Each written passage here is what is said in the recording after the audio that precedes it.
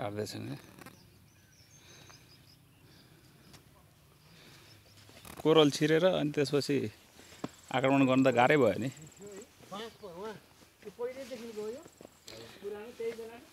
त्यही बेलाको यो मकनपुरबाट देखिने दृश्य तलतिरको यो चिसापना चौगडा हेटौडा बजार सल्लाहकारीको हावा सुसाउँदै हामी मकनपुर गढी घुम्दै दाइ नमस्ते नमस्ते यो हामी मकवानपुर गढी घुमिरहँदाखेरि यसको अवस्था यो पृथ्वीनारायण शाहले गरेको योगदानलाई भनेर सम्झिनु पर्दाखेरि तपाईँलाई कस्तो लाग्छ एकचोटि पृथ्वीनारायण शाहले यत्रो सङ्घ गरेर एकीकरण गरेको देशलाई अहिलेको राजनीतिक दलहरूले तसनस गरेको देख्दाखेरि मलाई असाध्यै दुःख लागेर आउँछ हेर्नुहोस् त अब त्यतिखेर यस्तो बेला त्यो बेलामा पनि यति यो चाहिँ यस्तो गरेर चाहिँ मकवानपुर गढी खडा गरेर त्यहाँ सङ्घर्ष गरेर लडिरहँदाखेरि पृथ्वीनारायण शाहले अहिलेको चाहिँ यो नेताहरूप्रति के जस्तो लाग्छ तपाईँलाई नेताहरूप्रति मेरो अति असन्तुष्टि र यिनीहरूको व्यवहार यिनीहरूको विकासहरू यिनीहरूले गरेको कार्यहरूको मलाई असाध्यै निन्दनीय लाग्छ त्यो एकीकरण गरिरहँदाखेरिको अवस्था पृथ्वीनारायण शाहले त्यो जुन बेला दुःख गर्नुभयो लडाइँ विदेशीहरूसँग अङ्ग्रेजहरूसँग लडिरहँदाखेरि होइन यिनीहरूले त यतिखेर आएर त अङ्ग्रेजहरूसँग कुनैसँग लड्न परेको छैन अन्तर्राष्ट्रिय शक्तिसँग भन्दाखेरि आफूले आफूभित्रको देशलाई चाहिँ यसरी सङ्घर्ष गरेर अलिकति उन्नत समुन्नत त्यो बेलामा जसरी पृथ्वीनारायण शाहले बनाउनु भयो यतिखेर उनीहरूले गर्न सकेका छैनन् यिनीहरूले गर्न चाहेका भए सक्थे पनि यिनीहरू अब आफ्नै उसमा लागेर यी भ्रष्टहरू बढी भएर आफ्नै मान्छे आफ्नै नातेदार यस्ता बनाउने भएर यो देश बिगारिरहेका छ सही भन्नुभयो दाइले यहाँ देशप्रति उत्तरदायी हुन नसकेका नेताहरू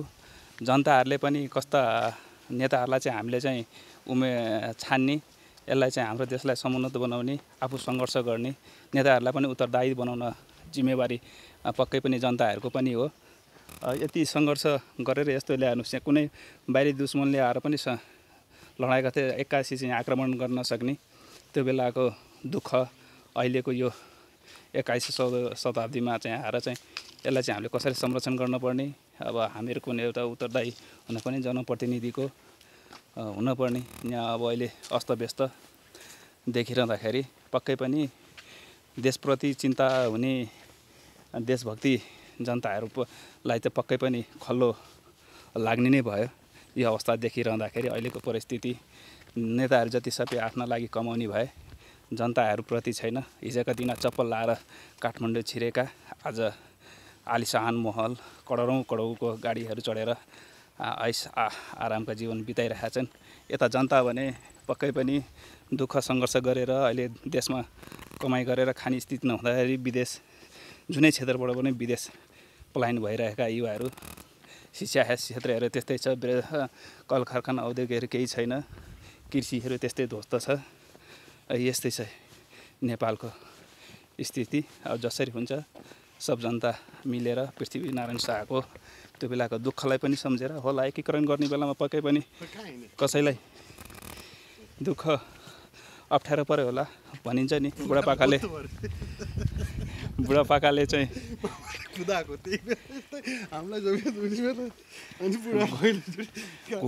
घुन मकै पिस्दाखेरि घुन पिसिन्छ भने जस्तै होला यहाँ मकनपुर गढी ऐतिहासिक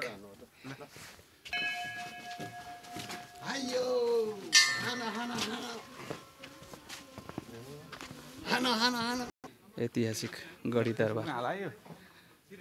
मेरो मोबाइल हाल्दै बाबु हुन्छ म भिडियो हजुरको यहाँ हाम्रो यहाँ मकनपुर गढीमा चाहिँ यहाँ यसो बुढाबा हुनुहुँदो रहेछ उहाँसँग सोद्धाखेरि